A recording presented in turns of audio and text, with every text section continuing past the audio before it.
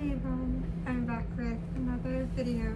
So today I want to do like a chit chat type of video, just tell you what's on my mind, what's been going on with me, and just yeah, health and whatnot.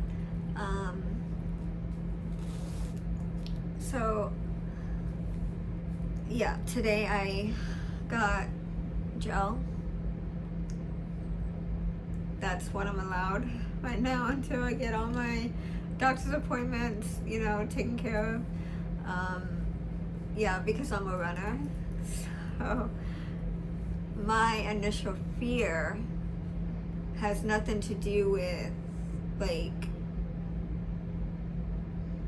the place that I'm going to, if that makes sense. It has something to do with like, for instance, if I'm going to the doctor and they're doing blood work, my initial fear is they're gonna take blood, I'm gonna pass out and die because they took the blood I needed to survive, if that makes sense. Your body needs blood to survive. If they're taking the blood, then I'm somehow going to die from them taking the blood that I need to survive. Does that make sense? It's confusing, but that is my mind process. I'm always thinking that something bad's gonna happen. So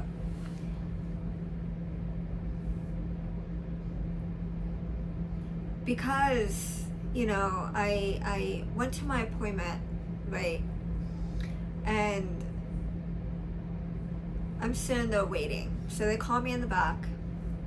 I'm waiting for like 15 minutes. So I'm like, I'm done waiting. I don't want to wait anymore. And for me, being in the waiting room causes anxiety, but it's not too bad. But once I get in the back and then I have to wait for the doctor, it's like my anxiety goes through the roof. So now it's like I waited to be caught in the back. Now that I'm in the back, I'm having to wait like 15-20 minutes for the doctor to come in, and my anxiety is going up. So the longer that I wait, the higher my anxiety is. So when my anxiety got high, I was like, they're gonna kill me. So with that, with the voice, because the voice has said they're gonna kill me. So I got up, I walked out to the front desk, and they said, is everything okay? Are you okay? And I said, can I reschedule for next week? Because I really don't want to wait any longer. And they said, okay. So they scheduled me for next week, and then I left. I just left. So I get back. And she got mad, and she's like, why are you here? What happened? And I said, they told me they couldn't do this and this because of the insurance, and I have to wait until it's approved or whatever. And she's like, no, I told you, call me. If you have any issues, call me so I can go there and pick you up. Like, you're not allowed to leave. Like, I'm scared that something bad's gonna happen to you because you just take off and leave, and you're just... So then she calls the doctor and she says, can we make a new appointment for today? And they said, okay, we're gonna see you at 2 o'clock. So my appointment was at 11, and then now I have to wait until 2 o'clock. So I went there, and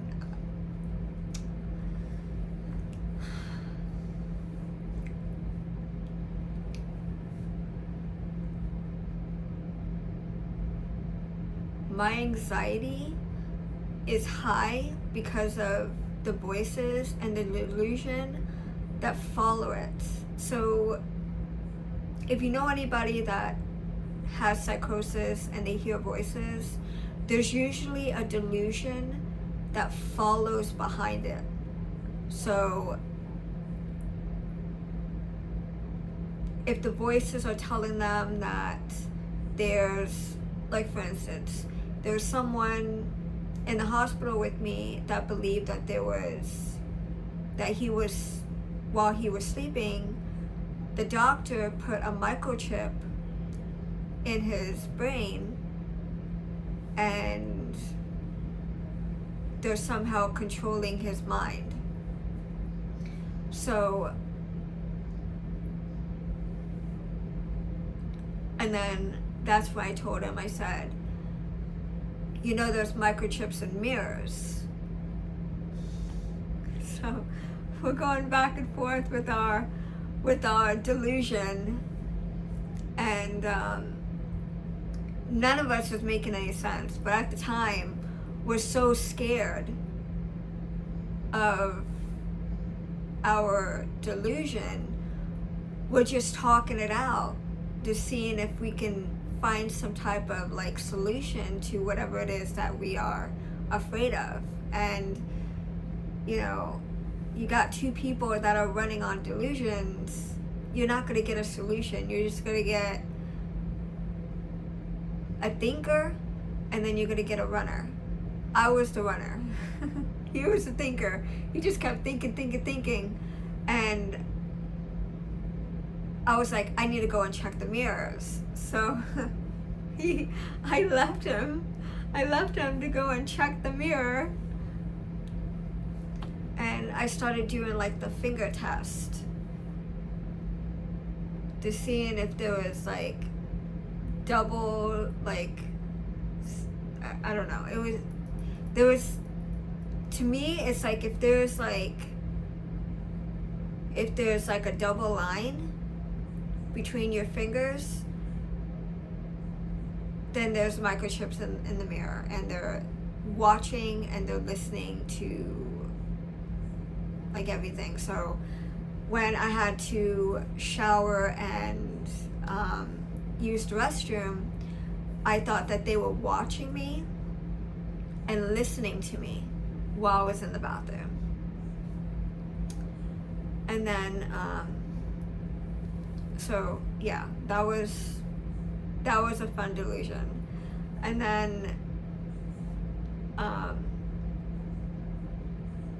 then I thought that the food was poison. So they're giving me my food because I'm the smallest person there. Like, I'm 87 right now. I gained more weight. I'm almost 88, but at the time I think I was like 68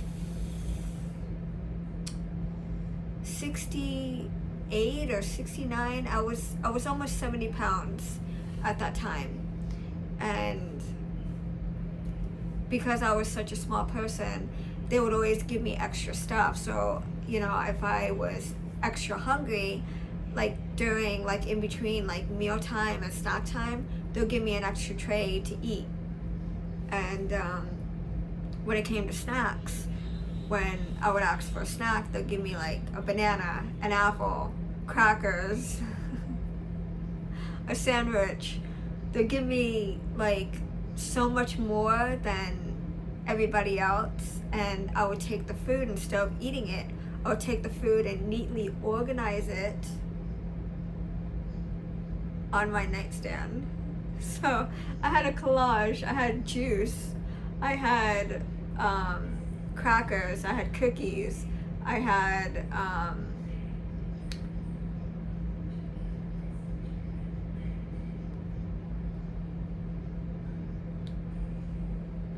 I think that's bananas. I had bananas there. I had like 2 bananas.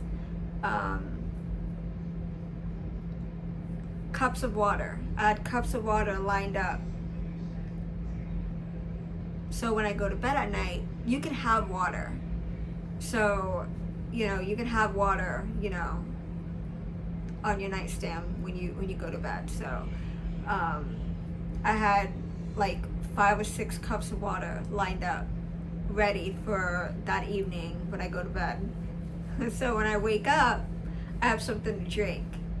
And then I have something to snack on, so I could eat a cracker or a banana or whatever. I can snack on something. But they took my collage of food on Friday morning because I was leaving on Friday. So they took my whole collage of food. I thought, oh, I'm going to take all this home with me.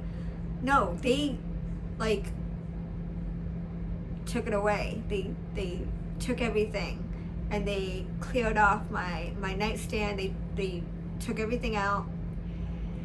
And at 9 o'clock is when the doctor, was it 8 o'clock? I think it was like 8 o'clock. The doctor came to me and said, you're going home today. And then my current doctor that I see for psych meds now, he said, it looks like you're going home today. So we're gonna see if we can do the paperwork today to get that done. And I'm thinking, there's no we'll see, okay? I hope I'm going home today, but I didn't get my hopes up.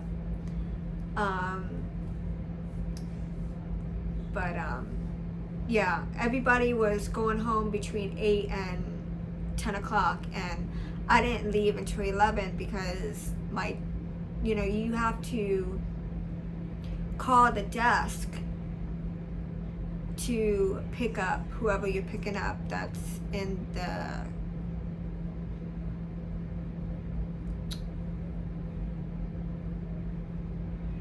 hospital. So he was trying to call through to the front desk so that way I could do my paperwork and they can walk me out. So they walked me out. They walked me to the pharmacy to get my psych meds, and then yeah. But it's hard because when I was there, I literally survived on, I ate the French toast. I ate breakfast. They had muffins, French toast. They had eggs and sausage and bacon, and I didn't touch that. Grits, I didn't touch that. But I had the muffin and the French toast, and they had toast, and I had that. But I didn't eat lunch or dinner, so I would survive. I would eat snacks. I would eat crackers, banana. I would eat the fruit and the crackers. And that's what I lived on while I was in the hospital, because I was nervous.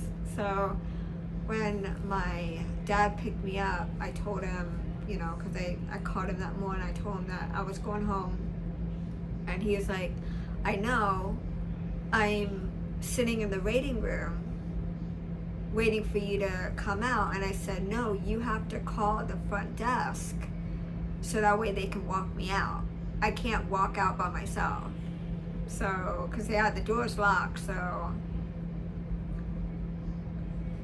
And they were really about the patients standing near the door.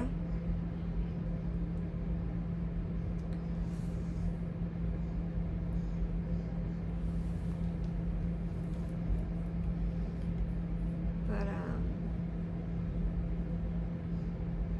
it was definitely an experience I don't want to relive again. I don't want to go back. It wasn't too bad as I thought it would be, but there was a lot of nice people. there was someone that I went to school with. He was in there, but he was going home the very next day. So I went in, and the next day he was going home, and I was like, oh man, like, I don't know anybody here, like, I'm alone now, like. But there was like 3 people, no, there was 2 people. When I first went in, there was 2 people I knew, like, going in, that were in there. So I knew those 2 people because we were all in the same room waiting to go in the room. But it was definitely an experience. It really was. But yeah. So